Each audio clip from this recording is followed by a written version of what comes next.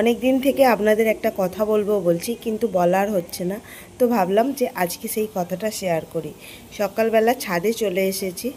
তো নমস্কার বন্ধুরা, গুড মর্নিং। কেমন আছেন সবাই? আশা করি ভালো আছেন। এমএস লাইফস্টাইলে সবাইকে ওয়েলকাম।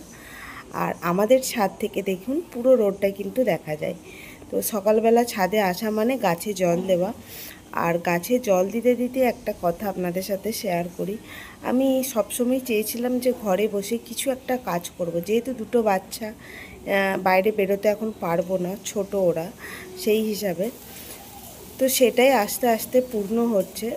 দেখতেই পাচ্ছেন যে সব কিছু জোগাড় করে বসে পড়েছি, মানে এতটা তাড়াহুড়োর মধ্যে আজকে ছিলাম।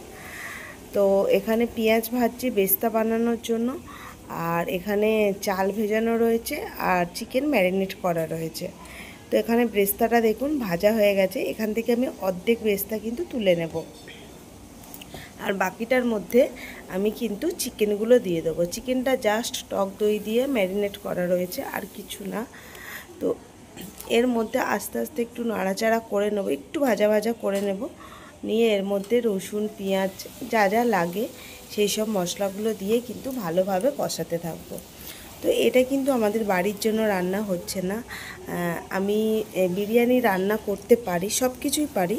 তো আমার একটা ছোট্ট অর্ডার এসেছে, তো সেই অর্ডারটাই আমি কিন্তু আজকে করছি। প্রায় করে থাকি, বাট আপনাদের সাথে কখনো শেয়ার করা হয় না। তো ভাবলাম যে তাহলে আজকে আপনাদের সাথে শেয়ার করি। তো এখন আমি গুঁড়ো মশলাগুলো সব দিয়ে দিলাম। লঙ্কার গুঁড়ো, কাশ্মীরি লঙ্কা, হলুদ গুঁড়ো, আর হচ্ছে যে ধনে জিরে পাউডার। তো লেগ পিস থাকার জন্য নাড়তে খুবই অসুবিধা হচ্ছে। তো এখন ভালোভাবে এগুলোকে কষিয়ে নেব। আর এটাকে কিন্তু আমি আগে সিদ্ধ করে নিয়েছিলাম, নিয়ে সেদ্ধর সময় জলের মধ্যে দিয়েছিলাম তোমার ওই কালারটা, আর হচ্ছে যে একটু কেওড়া জল। তো আর এখানে রাইসটাও বানিয়ে নিয়েছি। বানিয়ে নিয়ে এবার স্টেপ বাই স্টেপ আমি কিন্তু বিরিয়ানিটাকে এবার পেতে নিচ্ছি, কারণ তাড়া দিচ্ছে যে নেবে। খুবই তাড়াহুড়োর মধ্যে করছি, আর মাঝে মাঝে অল্প অল্প করে ঘি দিচ্ছি। তো আমি এইভাবেও বানাই, আবার একবারে মানে জল মাপ করে সেটাও বানাই। তো আজকে তাড়াহুড়ো রয়েছে বলে তাই এরকম করে করছি, কারণ এরকম করে করলে একটু তাড়াতাড়ি হয়ে যায়। তো সব কিছু দিয়ে একদম মশলা টশলা দিয়ে কড়া চেঁচে কিন্তু পুরো দিয়ে দিলাম।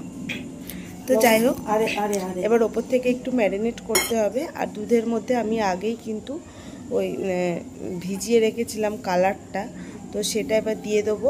আর ওপর থেকে মশলা, ঘি যা যা লাগে সেগুলোকেও সব দিয়ে দেবো।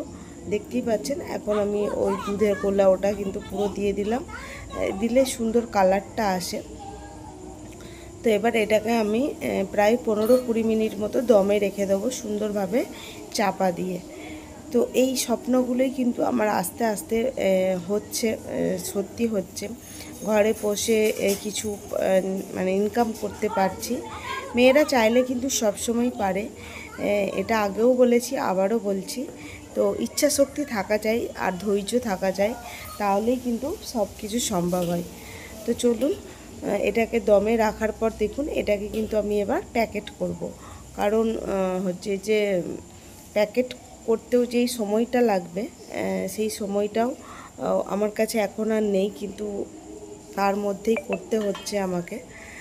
তো এই যে বিরিয়ানির প্যাকেট নিয়ে চলে এসেছিলাম, আর ওরা যেহেতু একটু গ্রেভি খেতে চেয়েছিল, তাই সেরকমভাবেই কিন্তু আমি বানিয়েছি।